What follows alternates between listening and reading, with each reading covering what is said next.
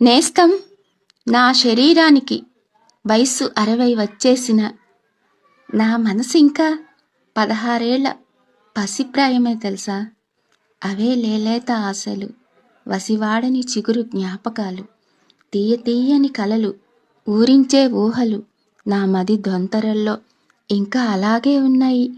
కృంగిపోయే తనువు, వంగిపోయే నడుము, కరిగిపోతున్న కాలం, తరిగిపోతున్న ఆయువు, ఇవేవి నా మనోధైర్యాన్ని జయించలేవేమో.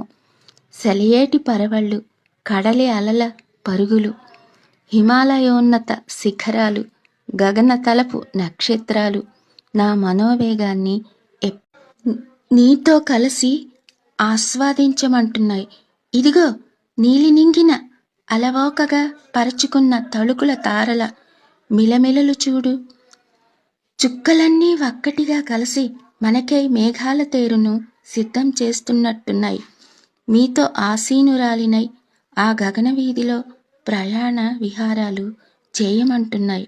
అదిగో క్షీరసాగరమై ప్రవహిస్తున్న వెన్నెల వెలుగులు, అమృతధారలై ఆక్రోశిస్తున్న కోయిల కుహుకుహు రాగాలు, పుప్పొడి సారమై విరుస్తున్న పూలతల హొయలు, జలపాతమై జాలువారుతున్న జలధారల లయలు, ఒక్కొక్కటి ఆర్తిగా మనలను ఆహ్వానిస్తున్నాయి. నేస్తం, నీతో నేను, నాతో నువ్వు జతగా ఈ స్వప్న లోకాల లోగిలిలో అడుగిడి ఈ సౌందర్య సామ్రాజ్యాన్ని పరిపాలించమంటున్నాయి.